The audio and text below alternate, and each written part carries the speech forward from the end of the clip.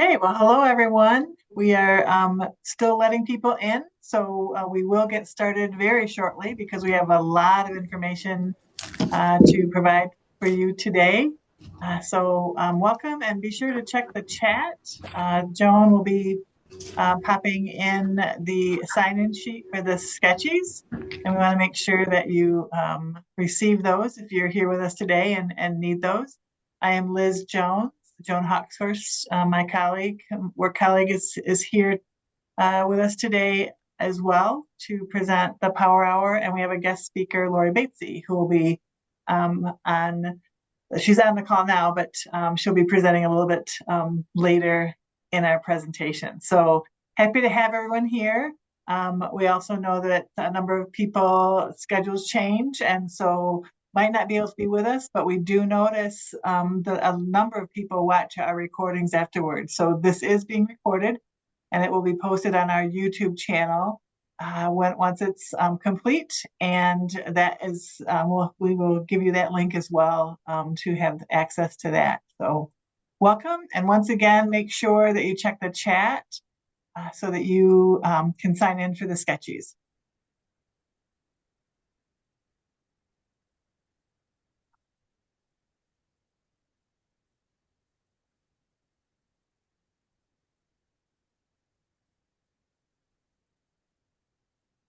Shall we go ahead and start advancing slides, Liz? I was just wondering that, and I think it's probably time since it's 2:01. And like I mentioned, we have a number of information to get through today. So as we get started, I want to just highlight how our Power Hour series addresses the different elements of the Michigan Career Development Model, which was released early last year in 2025. Actually, it was released in December, but we'll call 2025 good. We have a number of topics that we've gone over this year, and I mentioned the YouTube, our YouTube playlist, which you can see all of them there. So I'm happy to be here with my colleague Joan, and together we work to build systems that align and support all the different career development efforts underway across our unit and also across all of our districts within Kalamazoo County.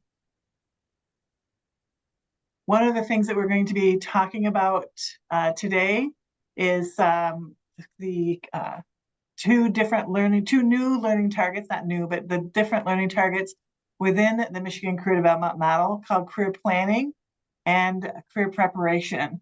We want to cover a number of different objectives as they relate to those two learning targets, and we hope to show you some best practices that are happening in our area as well as around our area.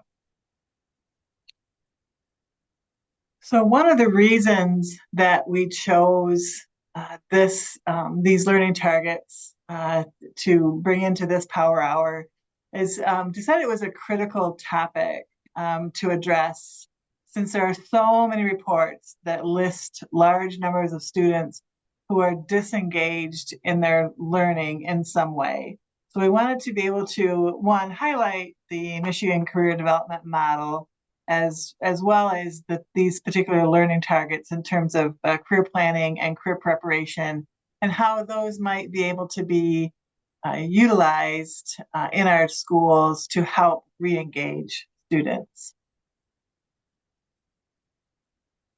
We also know, and research shows, that engaged students are more likely to actively participate in class and take ownership of their learning. They are also more likely to build more connections because they're engaged and in class more, and that helps them to develop skills needed in the workforce. Things like the critical thinking and the problem solving, communicating and collaborating with others. When they can build those skills in that safe environment of their schools, then that's just going to help them better down the road.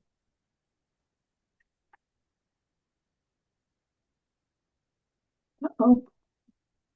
So when we ask about engaging activities, I'm on the chart slide there, Joan. I think I was clicking on the chart and it kept going to it's a link.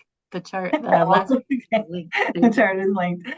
So when asked about engaging activities at school, this chart of survey results shows us answers to questions that are typical motivators for engagement. And we can see the majority of the results from the strongly agree and agree answers fall around the 50% range, with a few somewhat higher. If we just focus on the strongly agree range, we can see that that percentage is much less. But looking at those two categories of agree and strongly agree, right about 50%. Those that are higher results all include an adult connection of some sort, which points to the importance of those supportive relationships towards engaging students. So in the next few slides, we're going to show some ideas and ways to engage the disengaged. So some of the questions listed in the Gallup survey we just looked at speak to these areas of ways to engage the disengaged student. And the higher results in that survey, as I mentioned, support the need for building relationships, with lower results giving us an idea of those areas that we might need to bolster. So here you can see build relationships, provide relevant and active learning opportunities, involve families, utilize technology. So we're going to kind of pick those apart a little bit in the next few slides.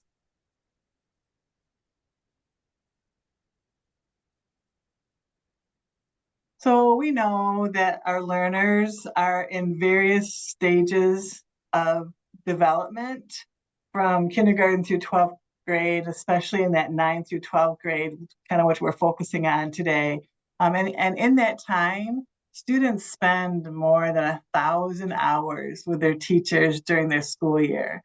So having individuals, teachers, and staff that take interest in them can helps them create those connections, and having those strong connections is what brings them in. So when we can strengthen our connections with students, their engagement and coming to school and being present while they're there increases.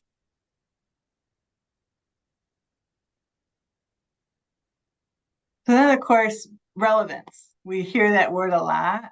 Relevance and active learning. So building relevance by linking lessons to students' future selves with tangible, like hands-on, career-connected classroom assignments and projects helps build confidence, where students might feel more in control of their learning and actively involved in making choices.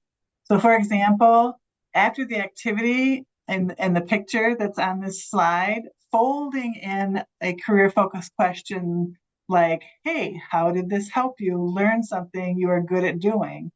Or something, how did this help you decide or find out something that you might want to work on? These help students identify what their natural talents are, or those that they need to learn more about and maybe hone their skill on a little bit more. So similarly, offering choice can be a motivator and help build agency and ownership for the individual learning potential. I have 4 grandchildren. My toddler granddaughters already know the words, me do it, and very confidently go about the task they are bound and determined to do themselves. So giving students these moments of opportunity and growth shows that we have confidence in their ability to try something, and we're also standing by in support if needed. So providing that the opportunity for choice and then the autonomy to give it a try is an important piece that helps bring that engagement in for students. And we know about families. So involving family in student learning has shown to be a very positive influence on a student's engagement in their own learning. So as engagement increases for the student, then overall student achievement increases and their well-being increases as well. Involving family is also an equalizer. It doesn't matter regardless of a parent's education level, ethnicity, or socioeconomic background. The better informed decisions can be made about a student's readiness for school progression, like are they ready to start school if it's in that kindergarten realm, or for higher levels of education, are they ready to move on to the next level when the family can have parts of those conversations. So we know we have we utilize Zello across all of our school districts within the county. And some of our districts have actually begun to utilize Zello Family feature. This allows family members to log into their family account on Zello and review what their child or children are exploring and saving.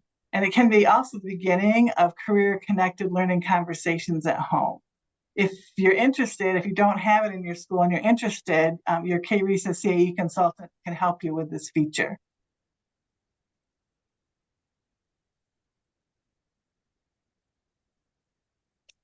So technology, while there's some wariness, lately it seems there's even more wariness to use technology in the classrooms, our students who are digital natives will continue to be involved with it into their futures.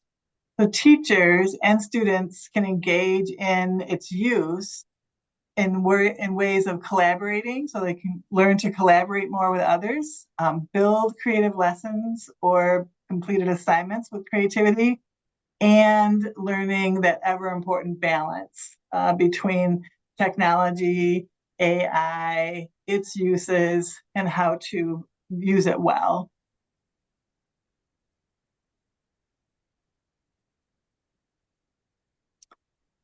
So I'm sure each one of you can think of a time when the instructions weren't clear enough for you to understand the work to be done. When this happens, it can be frustrating and at times embarrassing, especially when you think everyone else must get it. So delivering clear expectations for our students helps remove that frustration and potential embarrassment to them.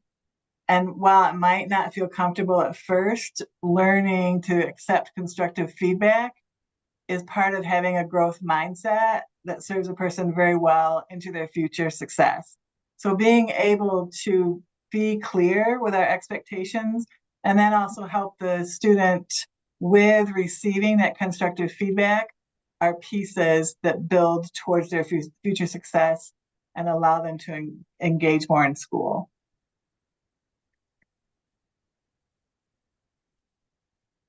Excuse me. So where does engaging the disengaged student fit in with the Michigan Career Development Model? So the two learning targets that we're looking at, career planning and career preparation. So the arrows in the framework here show career planning is a learning target that's beginning at the middle school through post-secondary. And the legend tells us it's legislatively required. While in the post-secondary, it's recommended. So career planning it's not at the elementary level, as that's the time for awareness and exploration. So as more exploration happens in the middle school, a student's future career plans might begin to take shape. And then when the student's future career plans begin to form, an aha moment can occur for them. Something like, aha, that's why I'm learning this content. It's relevant to my future career.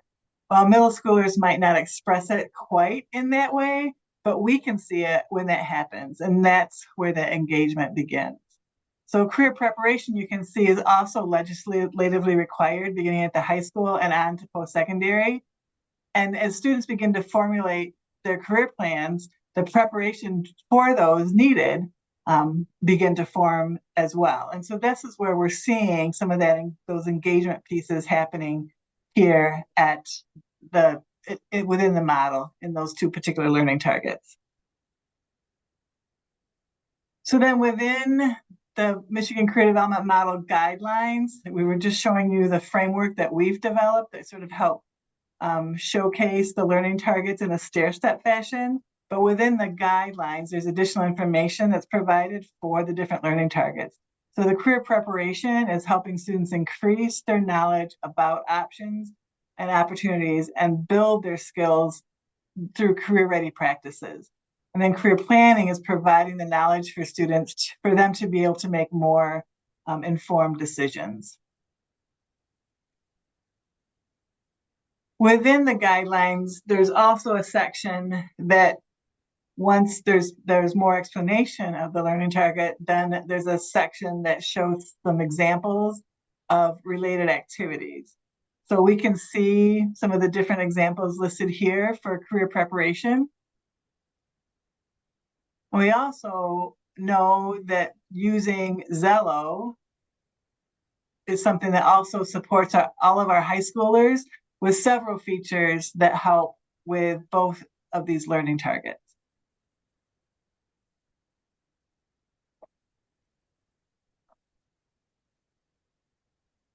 So within the career preparation, as mentioned before, Zello is supported throughout KRESA districts at all levels. Even our kindergartner learners have access.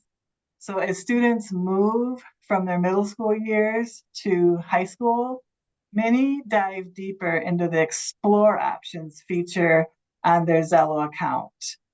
They still work within their About Me section, but do a little bit more in their Explore options section. So they might have saved a career, but now they may begin to review additional information, such as what are the related careers to that? What are some of the majors that are part of that career? What type of preparation is needed? What school might I go to? Or what other pathway options are available in order to get prepared for this career field? So how might I seek that information using this Explore Options section?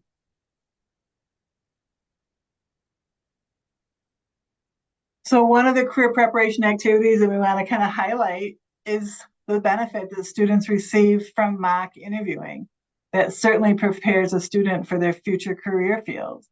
So whether it's a guest coming in to be the interviewer, or students being the interviewer and the guest being the interviewee, where the guest might play whatever they'd like, from being an excellent interview candidate or one that might not get a job because they pulled out their cell phone in the middle of the interview. So we've had both of those types of mock interviewing scenarios for students to sort of just help them learn the different ways of getting through and being a good candidate.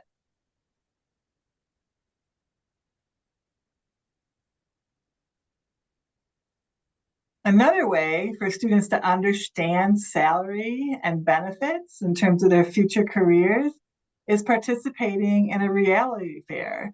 It's kind of a real life version of the game of life, or through Zello's Real Game Future. Our KRESA Career Awareness and Exploration team and our work-based learning team pair with area financial groups to provide reality fair opportunities to high school students. Zello's Real Game is listed as a feature on every 6th through 12th grade student's dashboard. It's really a lot of fun, especially at the reality fairs, to watch students know what their salary is and see it being reduced and reduced and reduced based on the different lifestyle that they're choosing, the types of homes they want to live in, the car they want to drive, the utilities they have to pay, the entertainment they want to have, etc.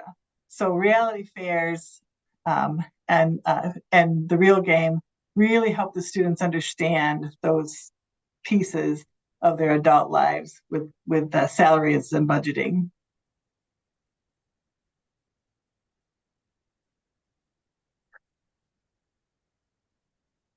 Another way, of course, is work-based learning opportunities.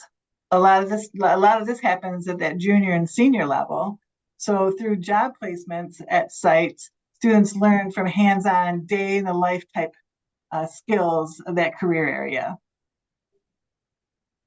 So when possible, we have industry tours. Those can provide career preparation activity to larger groups of students at one time. So walking through the doors of a company, being greeted by leadership, walking through the workspaces really helps provide a window, look into seeing what the work life is like.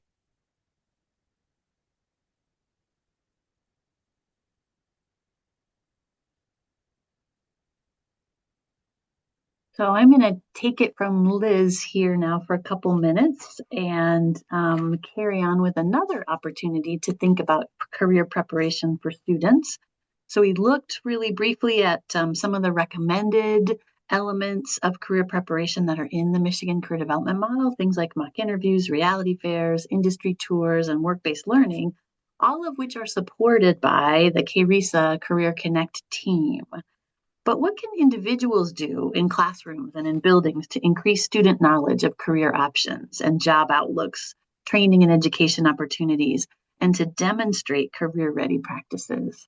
One way to really engage students in their career preparation is to help them access relevant current data about the career opportunities in our area, labor market information.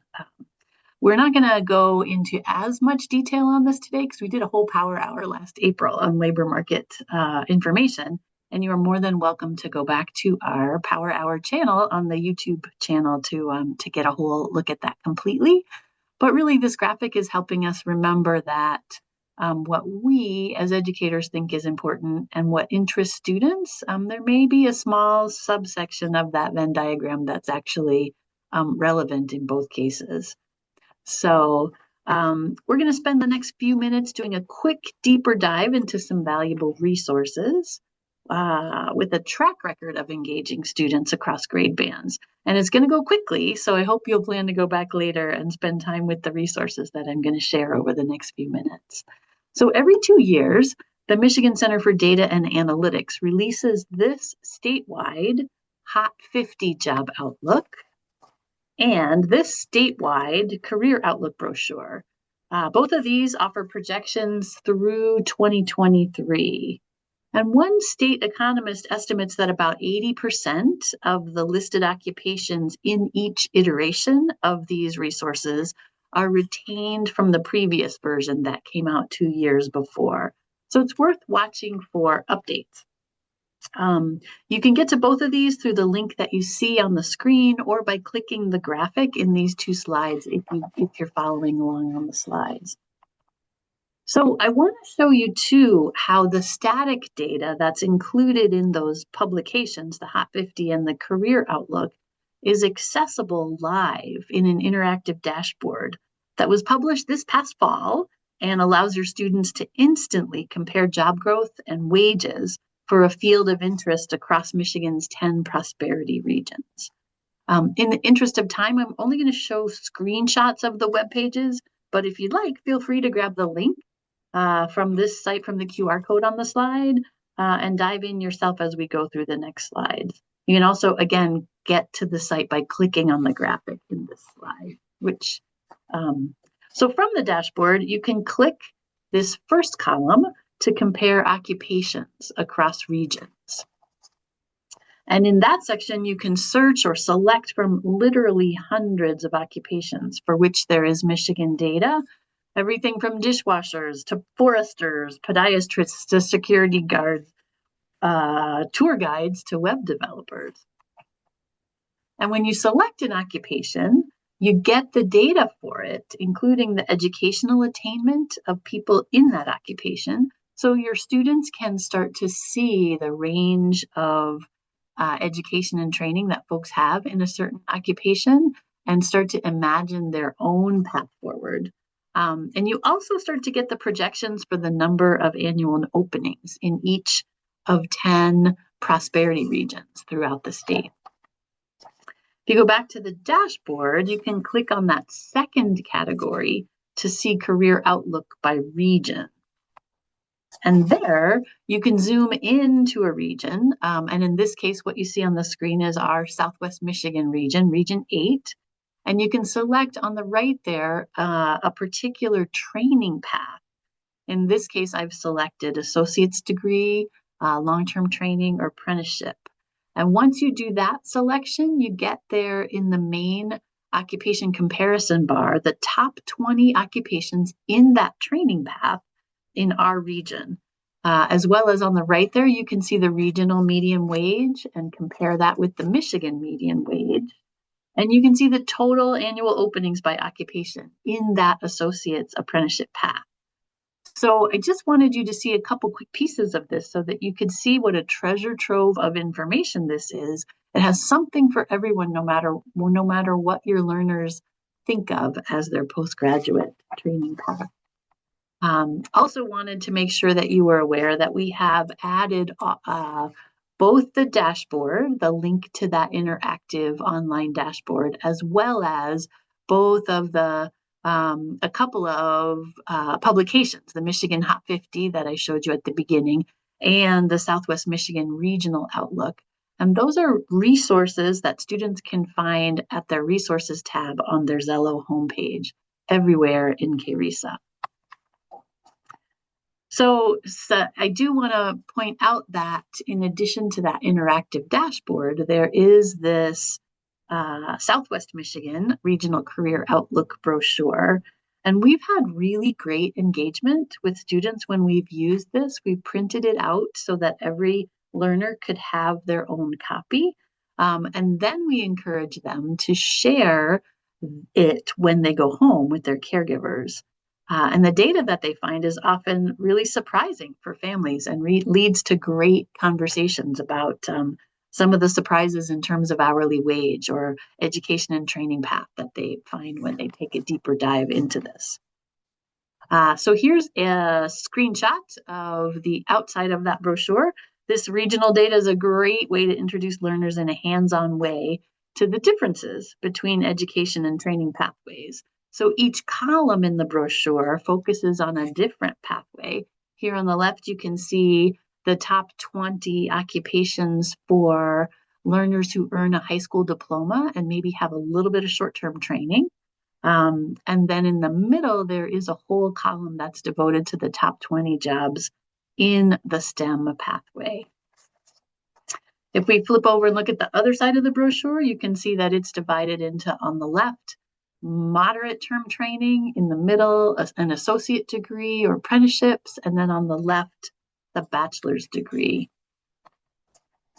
And one way that you might frame the use of this brochure with secondary learners is to focus on that high wage category. You might say, so this brochure includes jobs that pay well in our area. Take a look at that wage range column for jobs that might be interesting to you and ask them what they see. So whether they're looking in this, I've put together the high school, the STEM, the moderate training, and the associate's degree. So they can start to make comparisons and start to understand a little bit more about what the actual wages are. This ties back to that reality fair and making sure that our students have the financial literacy to understand what some of their prospective plans will yield in terms of wages.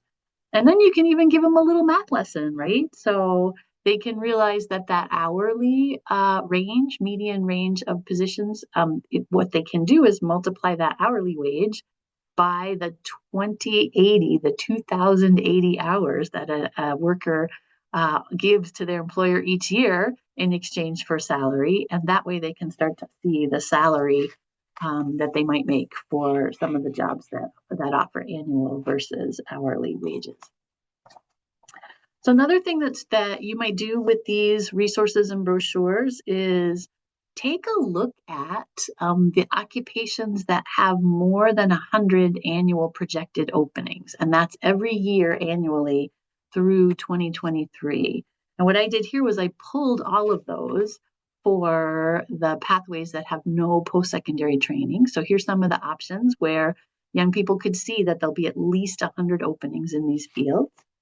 And then they might want to compare it to the same data. So all of the positions that'll have 100 or more annual openings that do require some secondary training to see how that secondary training might impact wages and demand for those positions. So there are lots of ways. Learners might also be encouraged to go back to the 17 career clusters that the Michigan Career Development Model is helping them understand. And try to think about which, from looking at the brochures and understanding the top 20 in each educational pathway or the Hot 50 for the state, what can they see about which career clusters are growing? And in our area, those on the left are some of the ones that are most in demand and growing in our Southwest Michigan region. So you might ask a learner to think about what are some of the jobs in the brochure, if they're holding the brochure, or in the dashboard that fit into these 17 career clusters, and see how their interests are guiding them. It also might be fun to give students this labor market information from the state of Michigan alongside what they can access in Zello. So here is a way for students to see that that accountant position that they saw in the interactive Michigan dashboard is also listed as high demand, same as the electrician. It's a great way for them to realize that these kinds of opportunities have data in several places for them to learn about. When they drill deeper into that accountant position in Zello, for example, they can learn what it means for a position to be in high demand in the country. They can see the earnings nationally. They can also drill down and look at what an entry level, a median, and experienced person in this occupation might earn in Michigan, and they can select for any other state as well. And finally, we just wanted to point out that going along with this labor market information that we know engages learners, there's actually a lesson on career demand in Zello that educators can access and use to guide the engagement that they're working on with students, and to help learners understand and be well informed as they consider their future options. And these are some of the ways that we think about career preparation engagement opportunities that are customized and allow learners to engage in their own, with their own particular goals and plans in mind. So with that, I'm going to pass the mic, so to speak, to my good colleague, Lorri, who works extensively with educational development plans, developing and engaging students in grades 6 through 12 in classroom-based career planning process that wraps around the EDP. So thanks, Lorri, and take it away. Thanks, birthday girl. I am happy to be with you all today to talk about engaging your students in EDP. Thanks for the tee up about the importance of engagement, Liz. Let's start with a pop quiz. Who can drop in the chat what an anticipatory set is? And if your office is near mine, I might even bring you some candy to reward you. Sorry, friends that aren't from South Street.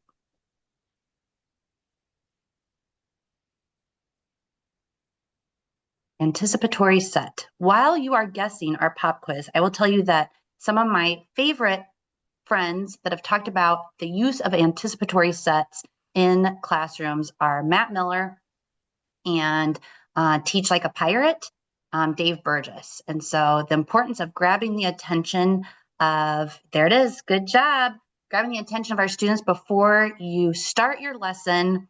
Yes, excellent. Look at that. Well done. The answers have been engaging, grab attention, a teaser. I loved that. Strike interest in youth before a lesson, like a movie trailer. Yes, an idea that pre-introduces interest in the topic. Ken, I don't know you, but I like it. So that's right. I will get some links in the chat at the end of our session about how to look some of these up. But one of my favorites is starting your class with a little quiz about the stuff you're going to learn about. So they don't even know it yet. They take the quiz, they're all kind of thrown off their game, and then they take it again at the end and they're like, whoa, we actually know this stuff now. So that is my initial engagement factor. Next slide. So you could be the most brilliant, informed person on earth, but if your class is in a state of boredom, your teaching isn't making an impact. And I feel this when I'm in the classroom, and sometimes I'll get going on something I think I know a lot about, but my students are checked out.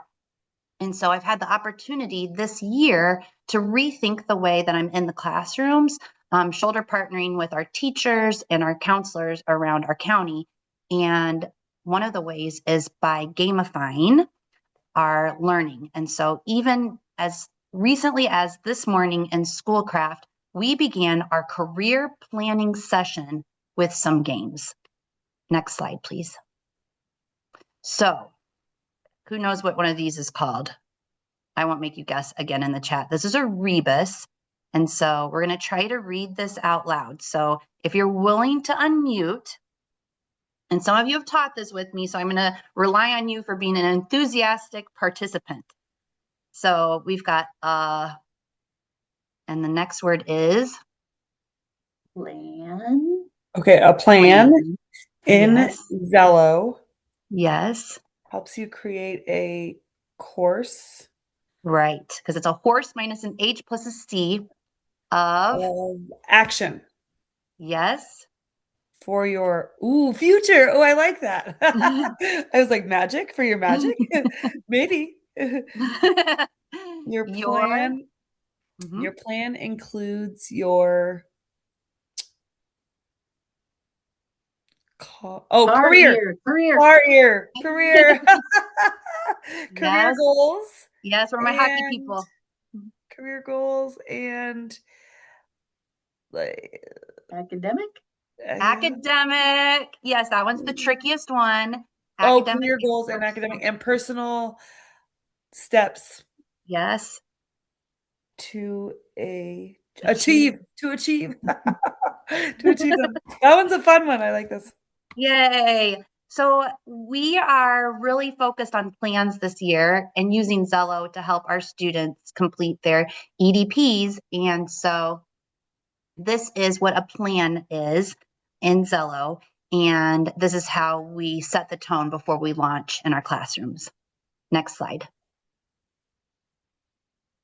So what is an EDP? I'm not going to hang out on this one a lot, but I really tried to create a visually engaging way for our our teachers and counselors to be able to look at the 6 steps of an EDP.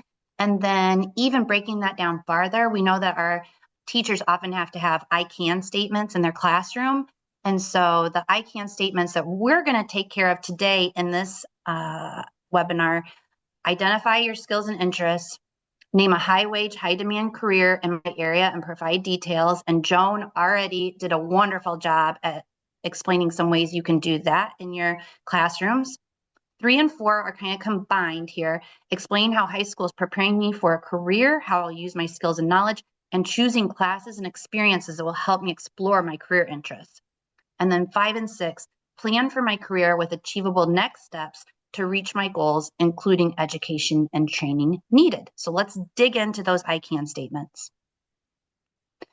So one of our favorite games that we play to introduce the idea of interests with our students are interest bingo. And so we don't have time today to play bingo. This is my life goal for myself, is to be able to play bingo during my days. I will have you look at this bingo card that you see on the screen. You will get this later, I think, as a PDF, I've been told. And so you'll have access to all these links. But for now, what I'd like you to do is look at these and see if you think I've missed any relevant interests that students would engage with. So, and I will tell you a major one that we learned just Monday. So I'm going to give you about 20 seconds. Drop in the chat anything that you think 6th through 12th graders would be interested in that we could include in future bingo sheets.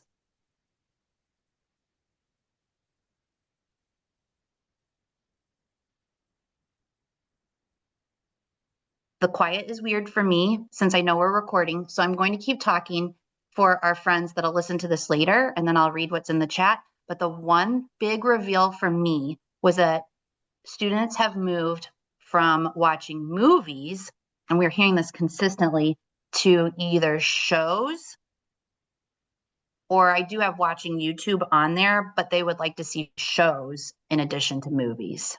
Yes, YouTube is on there. Styling hair, doing nails, cooking. I like cooking. That's a great one. What do I have on there that's I feel like I had a hair and nails one kind of on there. Maybe I just have fashion. So yeah, definitely. We know, styling hair is on there. I could include nails. We have a lot of students that are very interested in styling hair. Snow sports, skiing, snowboarding, water sports, boating, swimming, gardening. These are all excellent suggestions. Thank you. Thanks, everybody. So, yep, we played bingo. Everybody gets a bingo card. They walk around to their classmates and the classmates sign off. And then, we'll have a few winners come up and get some candy. Thanks. Next slide. Oh, really quick, I was going to add that I played it with a small group, and instead of doing it that way, we played it as traditional bingo, but it was to get them all talking, and they gave examples of if you had that interest, what job you might want in the future. Nice connection. I love that. Another go-to that we absolutely love is Career This or That.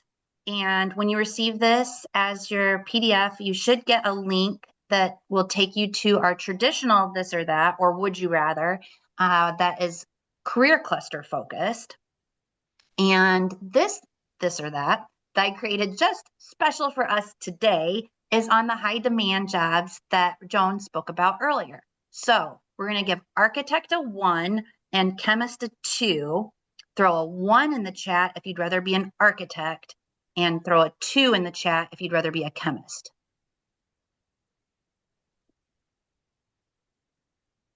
So we have 1, 2, 3, 4, 5 ones, and Melissa is our solid chemist in the group. Excellent.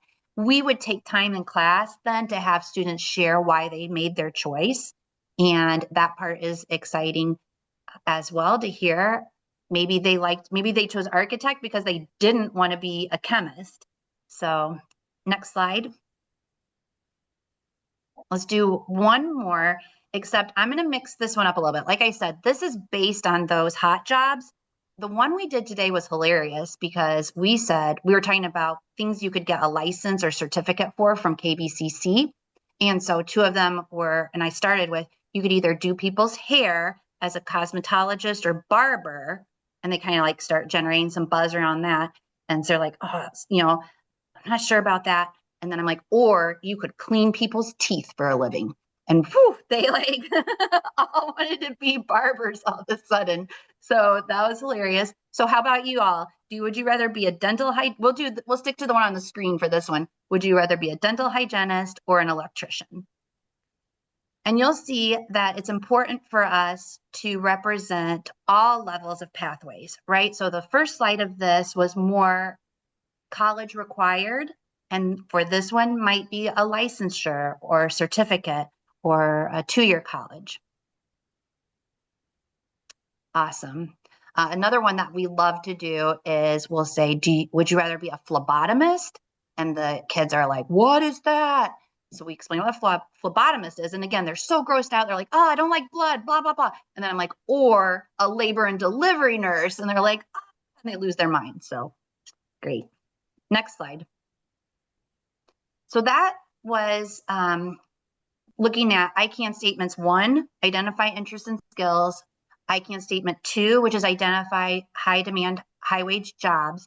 Now we are at the ICANN statement for 3 and 4, explain how high school is preparing me for a career and making that relevant connection.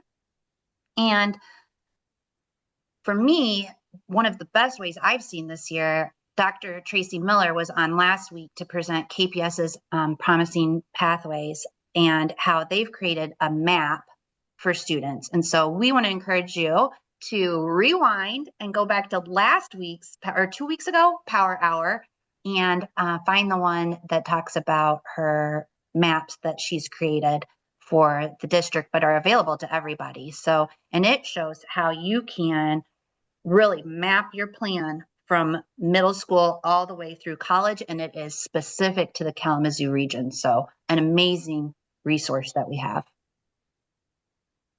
Thanks, Joan. The February Power Hour includes Dr. Miller. And Denise has put the link in the chat because she's so cool. Next slide. So the gamification of this one is based on a game that we introduced yesterday at Communities in Schools. And then I went ahead and thought about how to apply it to this I can statement. So scenarios, we have a big physical wheel we can bring to schools for kids to spin. And then our favorite Jen Baldwin was with kids yesterday and it would ask them a question about a scenario and then the students would engage with her and answer it.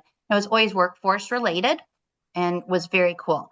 For this particular I Can statement, we are focused on the scenarios that connect high school to their future career. So we're going to pretend to have spun the wheel. So everybody visualize there it goes. And it lands on 5. And so our scenario today is for teachers. Teachers. Sophie wants to become an elementary school teacher. She is taking English and psychology and helps tutor younger students after school. Your question is, how do Sophie's classes and tutoring experience prepare her for a teaching career? What other classes or activities could support her goal?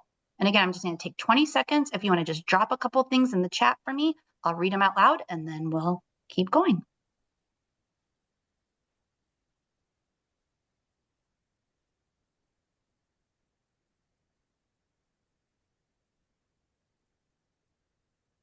Does she even like working with young people? So first of all, does she know, how is she learning about if that's something she likes? And that's something that I didn't do really well at. I was so content focused in college and didn't have an exceptional amount of experience, keyword, working with young people. And so that is an excellent question. Hopefully she's figuring that out if she's tutoring. Yes. Yep. Exactly. Denise, nice follow-up, right? It's about getting that experience, doing those things, and finding out if that's a good fit. Yep. Yes. What's the next thing that you would tell Sophie to do?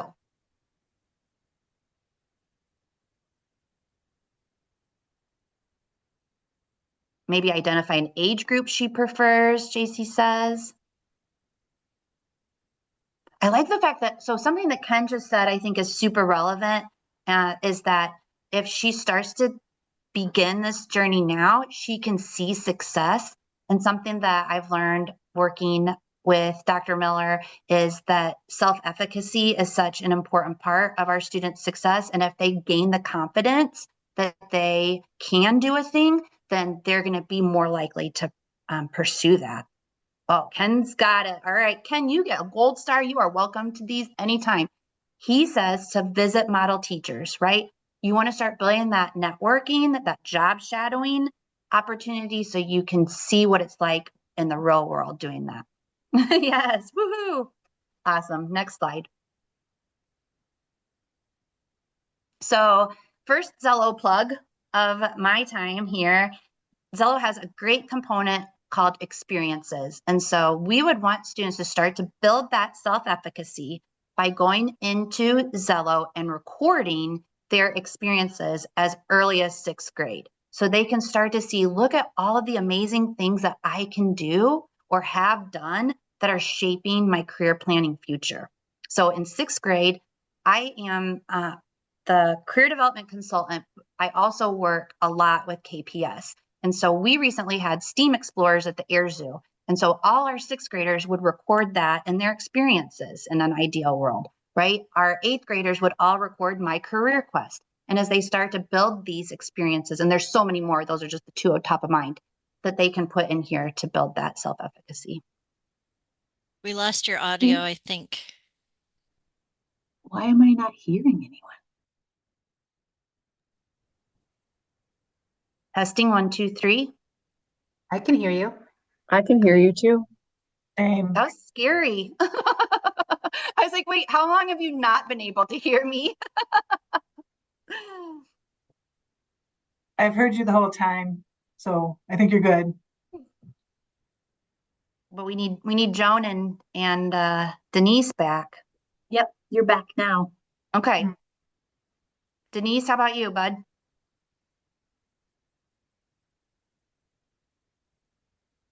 I'm good. I did a thumbs up, but maybe you didn't see. I needed, you have to talk for your little face to pop back up for me. Oh, sorry. Awesome. All right, next slide, please. All right, so this brings us to the meat and potatoes. Y'all have had your appetizers. We are going to do a quick discussion about plans in Zello and specifically changes that have been made in the last year that I think make it more engaging. at first I saw it as a possible obstacle to students being engaged in it. And now that I've actually used it, it's pretty cool. So in Zello, we have students make a plan. You can go to the next slide.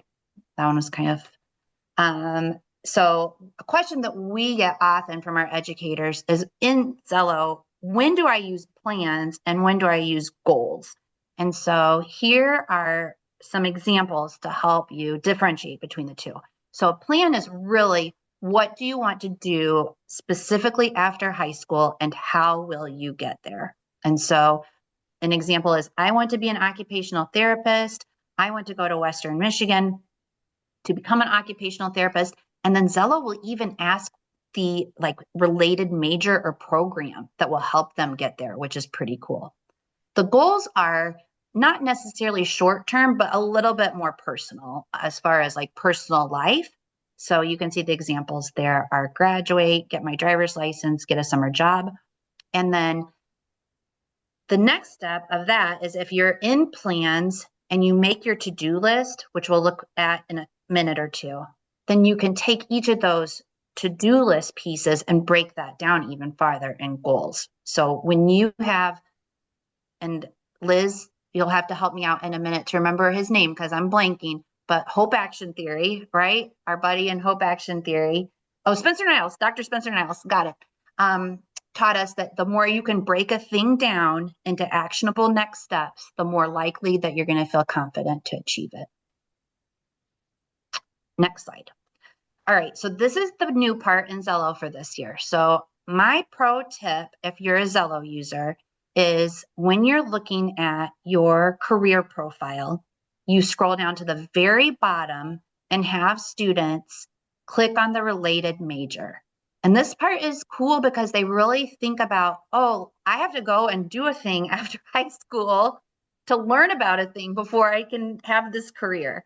And so they will click on their related major. And I make sure to explain that many jobs don't need a major, right? We associate the word major with maybe a four-year college. And so I use the language program of study. Next slide. And then once they have a major, for example, computer science, then they will be able to find a list of schools that offers this. And what's pretty cool about that is if their school isn't listed, they need to go back and rethink the major they looked at. So maybe they'll learn a little bit more language about the education and training they're looking for in order to, if they have a certain school in mind, or they'll be dedicated to that major and start to think about other schools that can offer it. The final part of plans that we ask our students to be a part is to do 3 to-do list tasks. And so in the to-do list, they will identify who they need to talk to next, what class could help you next, and where you could do a job shadow or job-related experiences, or if there are middle school students, even what experiences could you start building on in middle school. So, what clubs, organizations could you be a part of, volunteer experiences. But we want them to identify those 3 things in the end of their plan. And I think that that's the end of that slide. I will read Denise's chat message for everybody before I turn it back over to Joan. Denise wants to point out the difference between gamification and game-based learning. So the examples we talked about today are game-based learning. Gamification applies game elements to non-game contexts. Giving badges or points or leaderboards. Yes, you are right. That's right. Yeah, I've seen that where it's almost like, you turn it into like a quest of some kind where you get the points and badges. So thanks, that's super helpful. And we always want to be pedagogically correct. You're welcome. Okay, well, I'm going to actually take over from Lorri because Joan is going to be busy putting the link to the sign out for Sketchies in the chat. And so make sure that if you're needing or wanting those sketches that you go into the chat and sign out. And I just want to remind you that our last Power Hour is coming up at the end of April, showcasing your students' talents and aspirations. We've had a great time throughout this year. You can see here on the slide all of the different Power Hours that we have done throughout the year, and how they all connected to the Michigan Career Development learning targets and the different information that we've been able to provide everyone.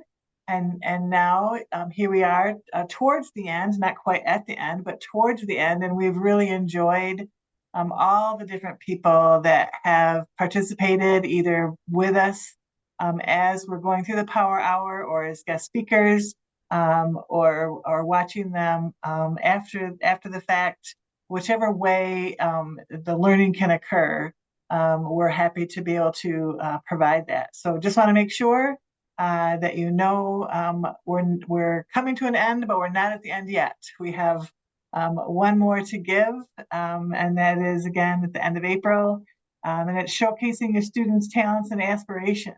And with that, we want to just give a thank you in our last slide here. So our contact information for both Joan and I, if you have any questions about our Power Hours or any of the resources that you heard about today and didn't quite get the link or all the information you need, please feel free to contact us. We can put you in touch with the others as needed. And make sure that you have signed in and out and that you register for that next one, because we would love to see you again. Joan, any last thoughts? No, just to reiterate your gratitude, especially thanks to Lorri for joining us today with all of the great suggestions and ideas for turning those I can statements into really engaging ways for students to work on their career preparation and career planning. That was a really wonderful element of today, and we're grateful for her collaboration on this. So we hope that you enjoy going back to our YouTube channel to check out Dr. Miller's really informative sharing last time about the promising pathways mapping that she's done. And we look forward to seeing you in April. Thanks so much for being here. Thank you, everyone.